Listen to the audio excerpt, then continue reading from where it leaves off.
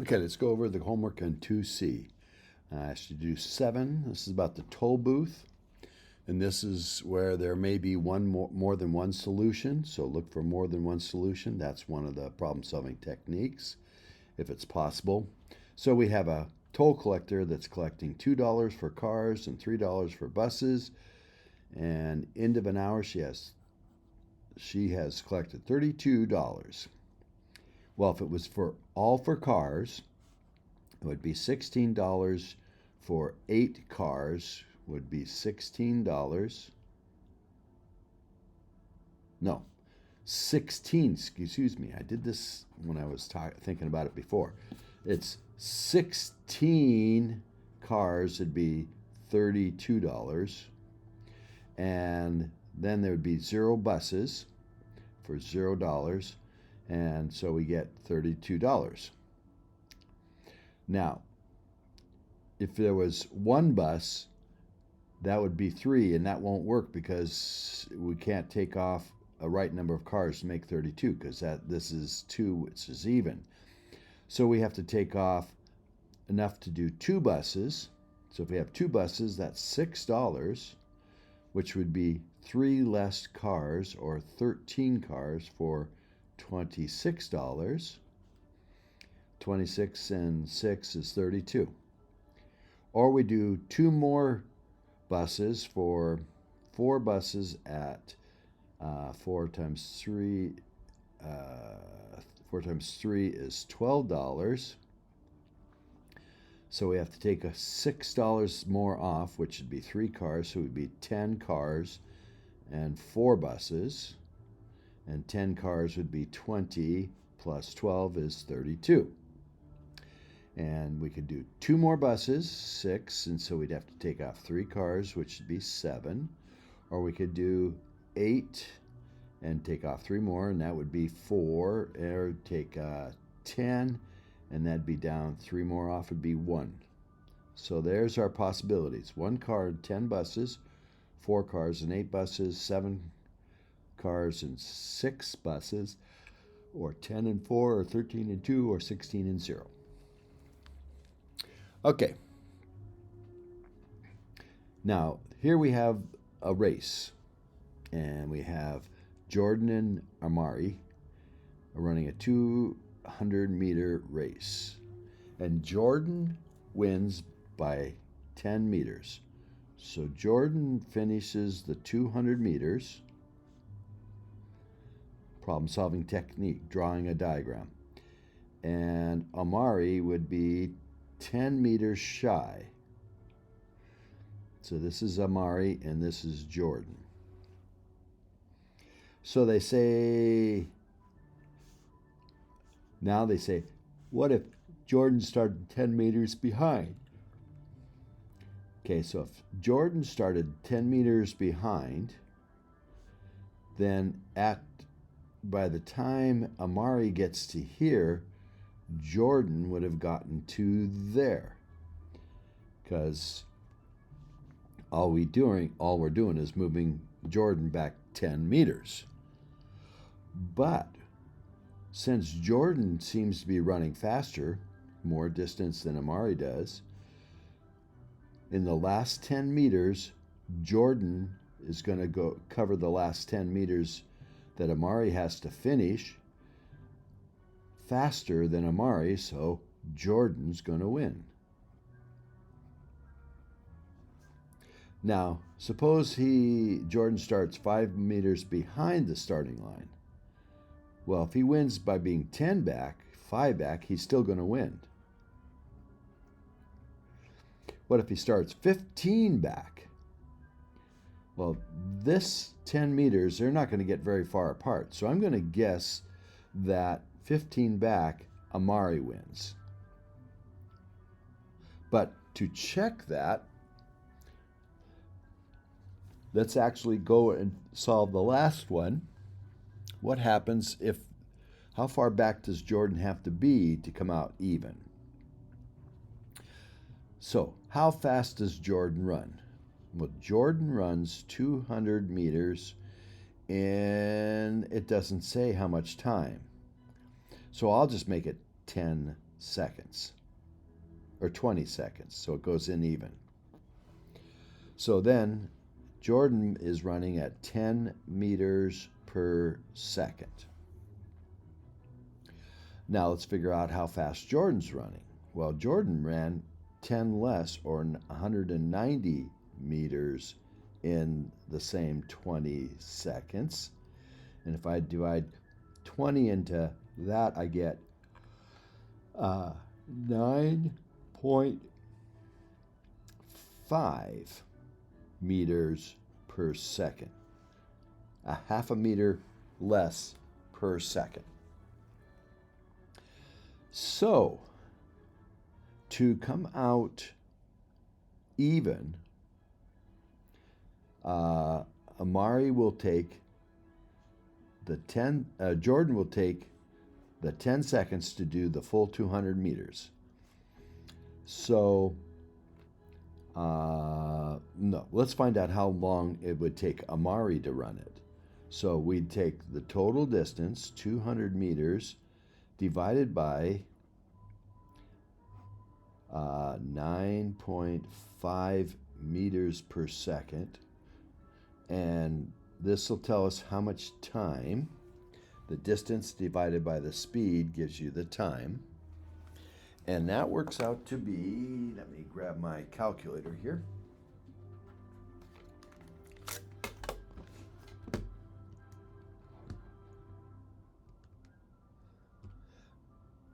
$200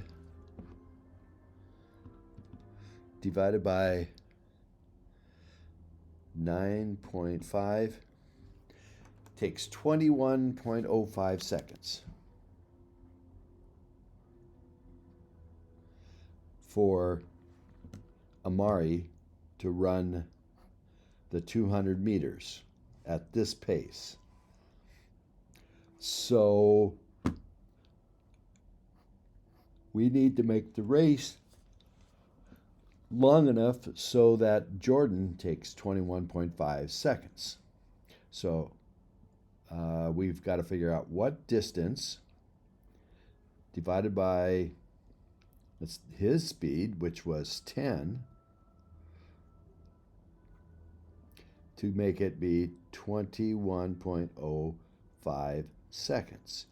Well, that means I have to multiply by 10 on both sides. And the distance would have to be 2 multiplied by 20. 20 times this would be,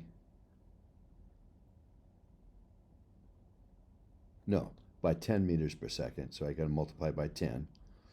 And so I get 210.5 meters. So to come out even, he would have to be just not 10 meters back, but 10 meters and a half of a meter. 10 and a half meters behind to come out even. Because in this last 10 meters, he'll be a half meter ahead of Amari. So if it only has to be a half meter further back than 10 meters, if he's 15 behind, Amari wins. And to come out even, he has to start 210.5. And that doesn't matter whether we say it's 20 seconds or 50 seconds or whatever they took to do the first part. That won't make a difference. Okay, coiling problem. Number 12. So we're going to wrap a cable from around a pipe, and it's going to go around, come around, come around, come around, and it's going to go around 8 times. So if I take this like a label on a can and split it open, one would go there, and the cable would go up it. Then if I do it again, it would go from this spot up one more for the next wrap, and then, which would be on this one, but we can put it over to the side. Then the next one would be on the next one. And since it's going to go 8 times, I'm going to have to do this 8 times down here. And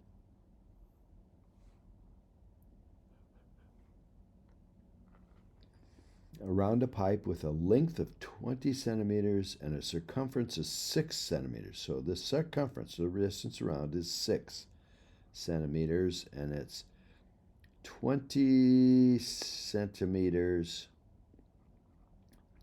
20 centimeters tall. So I'm going to have this line that goes clear out to here, length of 6, 8 times. So this total length is going to be 6 times 8, or 48 centimeters. And this side's going to be 20, and leg squared plus leg squared equals a hypotenuse squared. So I'm going to go to my calculator and do 48 squared plus 20 squared. And that's not the length of this, but it's this length squared. So now I have to take the square root of that. And I get 52 centimeters is how long the cable has to be to go around this one, and then around again, and then around again, and all the way 8 times around the cylinder. Okay. Now let's go to 14. So if the one-son policy would lead to an average of 2 children per family with equal number of boys and girls, do the following to show you that that would happen. So we're going to have, if you stop having children when you have a boy, then you're going to either have, the first child will be boys, there'll be 5,000 of them, and there'd be another family that would, another 5,000 families that have 1 girl, and then that's the first baby. And then the second baby, there would be no more boys here, but half of the 5,000 that had girls, 2,500 would have a boy, and 2,500 would have a girl.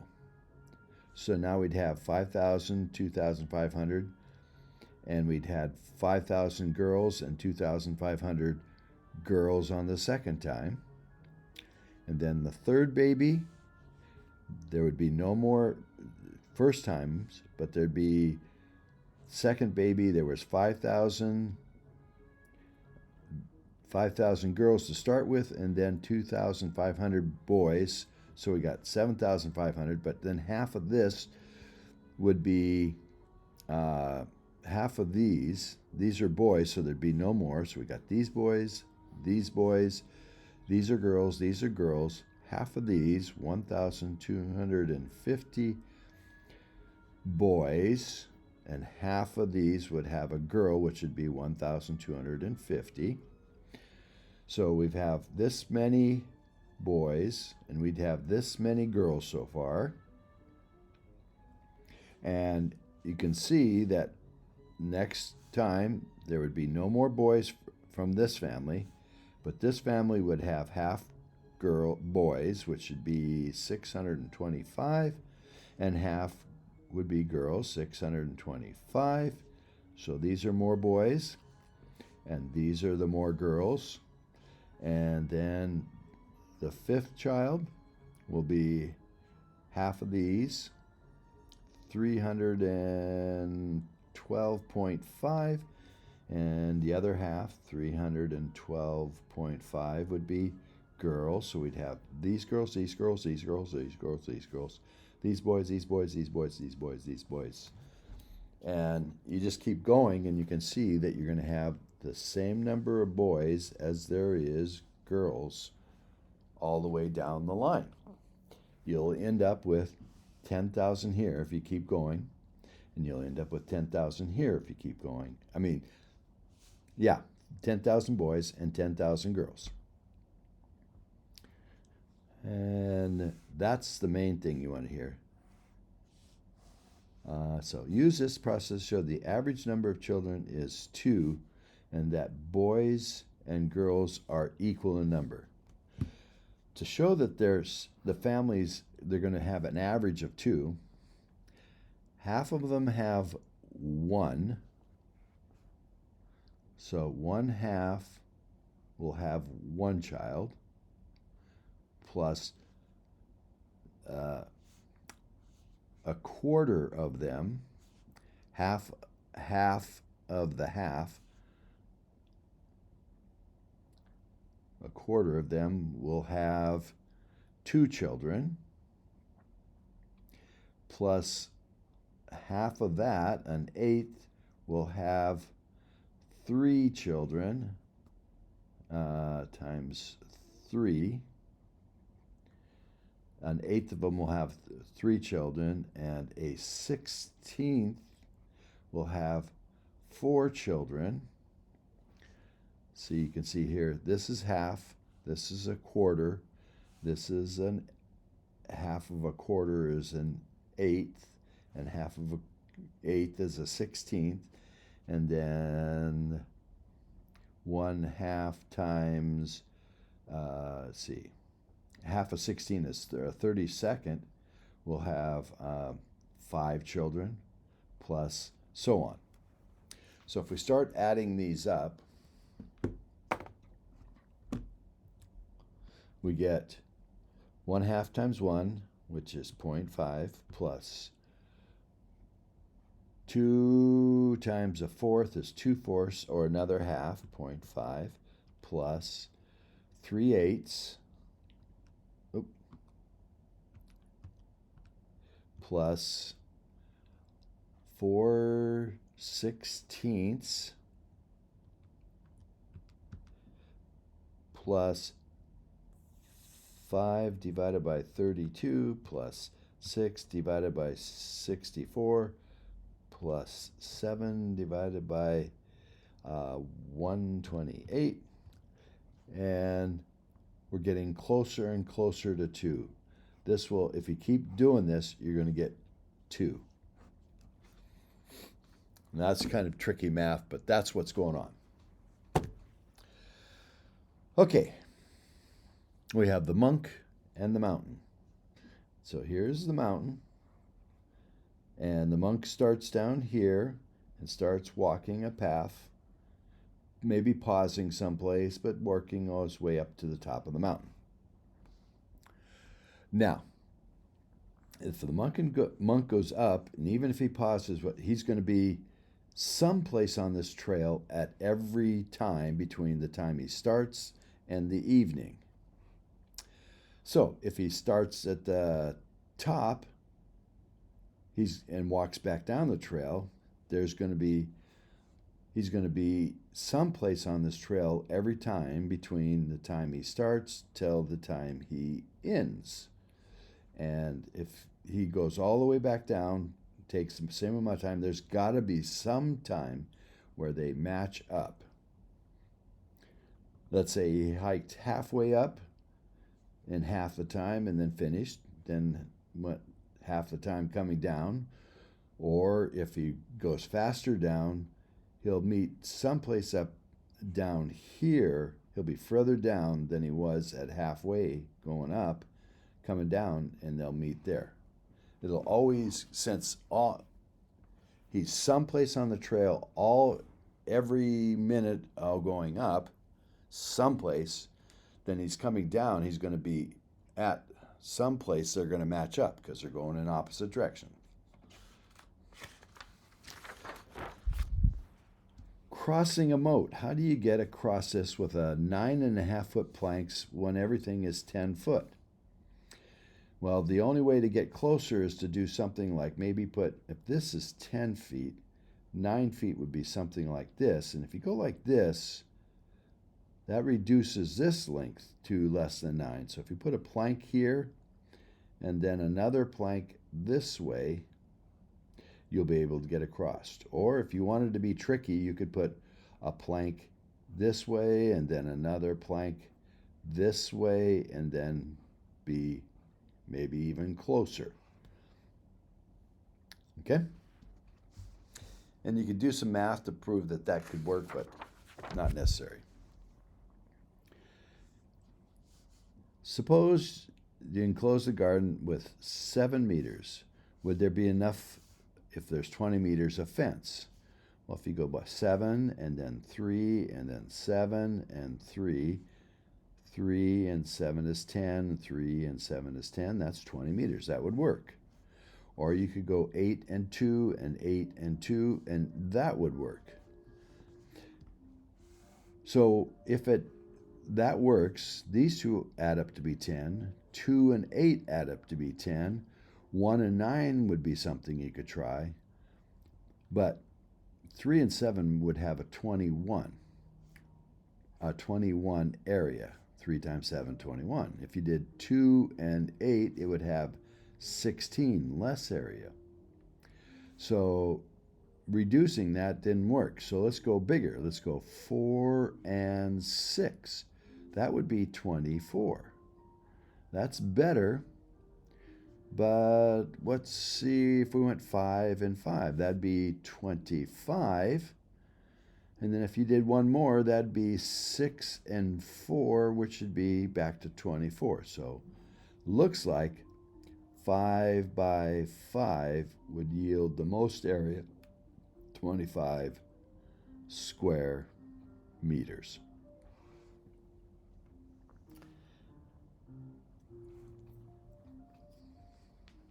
Okay, they put the thin tube across the street, and there's 2 axle cars and light trucks with 3 axles, and they count 35. Well, this is going to be the same as the first problem I did, where there was $2 and $3. So I will do 2. So since this is odd, I'll have to take 1 truck, which would be 3 off of this, so that'd be 32 and 16 cars. And then, or it could be 2 trucks, but that would be 6, and that would leave me odd, and it can't work, so it's got to be 3 trucks. And so that's 3 trucks is 9 off of this is 26, and so 2 wheels per car, that'd be 13. So you can see I'm taking 3 off of here, adding 2 here. 3 off of here, adding 2 here. 3 off of here, adding 2 here. 3 off of here, it'd be 4 and 9, or 1 and 11. Let's just check.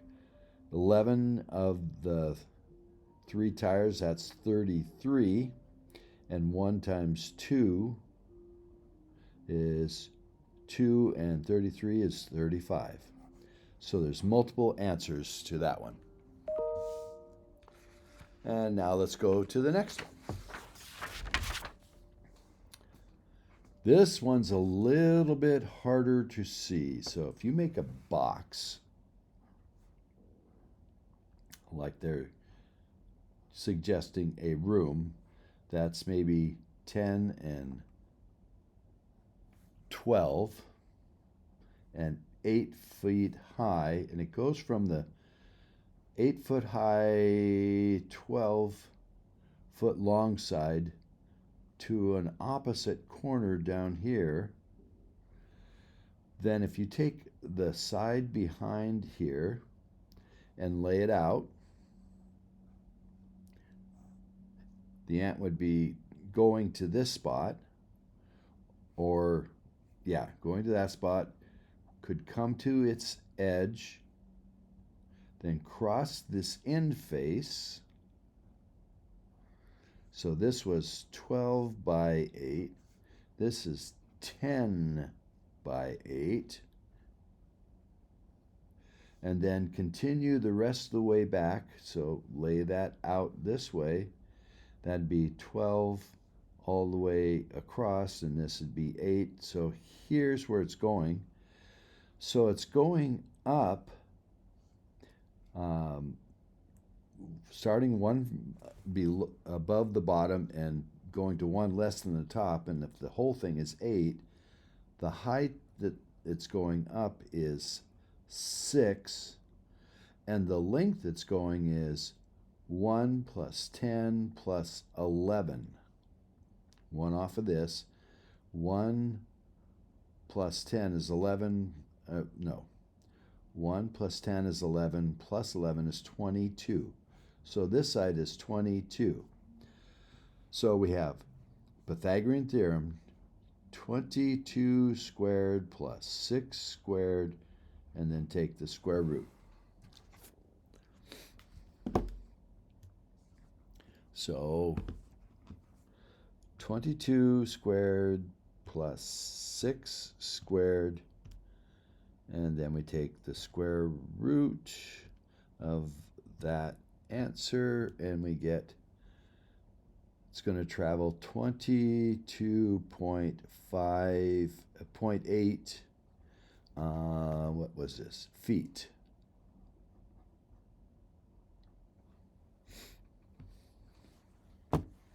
Okay, an average speed problem.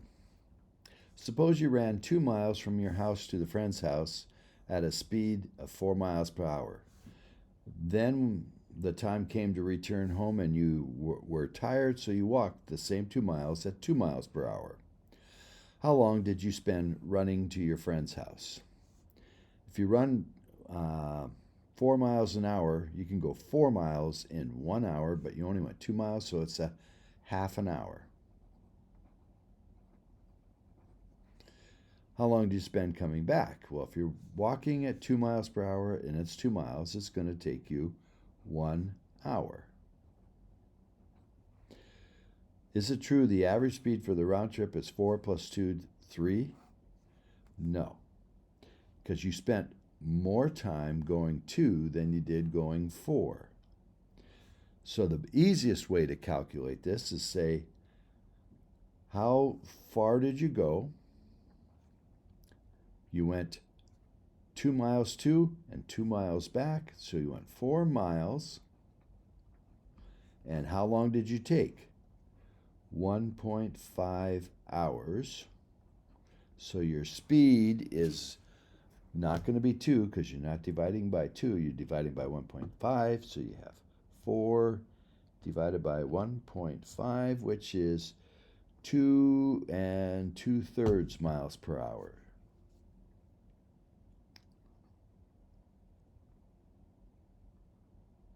.66 miles per hour. Slower than 2 miles an hour. But slower than 3 miles an hour that you might have thought 4 plus 2 divided by 2. You might have thought 3 hours, but you're going slower because you spent longer going 2 miles an hour than you did going 4 miles an hour. All right, let's do these. Takes you 30 seconds to walk from the first floor to the third floor. First floor, up a stairs, to the second floor, up a stairs, to the third floor. And that takes you 30 seconds. And if you're doing the same speed on more floors, this is taking you 15 seconds to go from first to second, 15 seconds to second to the third. So how long would it take you to go from the first to the sixth? Well, it's 1 to 2 is 15 seconds. 2 to 3 is 15 seconds. 3 to 4 is 15 seconds. 4 to 5 is 15 seconds. And 5 to 6 is 15 seconds. So you have 1, 2, 3, 4, 5 times 15, which is 75 seconds, or a minute, 15 seconds.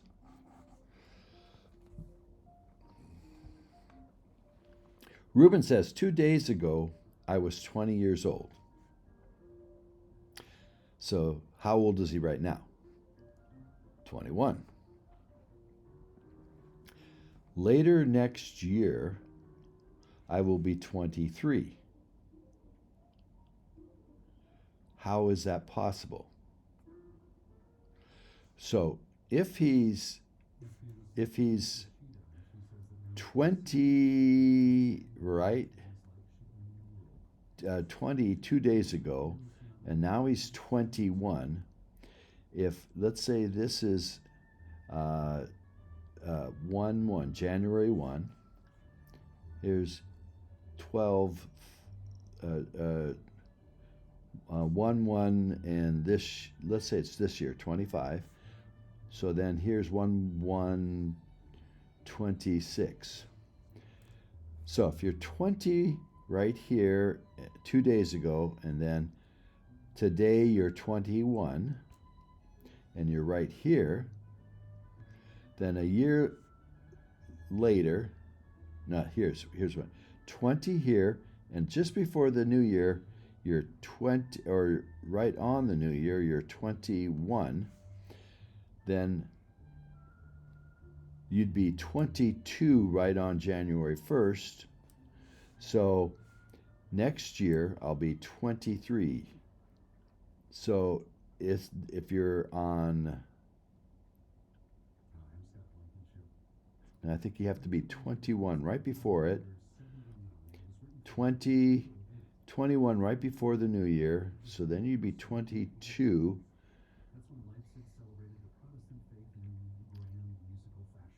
He's 21. I will be 23. Is this possible? If so, how? Yeah, I got to think about that one. I think it's possible if you mess around with right at the end of the year and the other year. So I'm not seeing it right now, but I think it is possible. There are 3 kinds of apples in a basket. How many apples must you pull out? Well, if there's a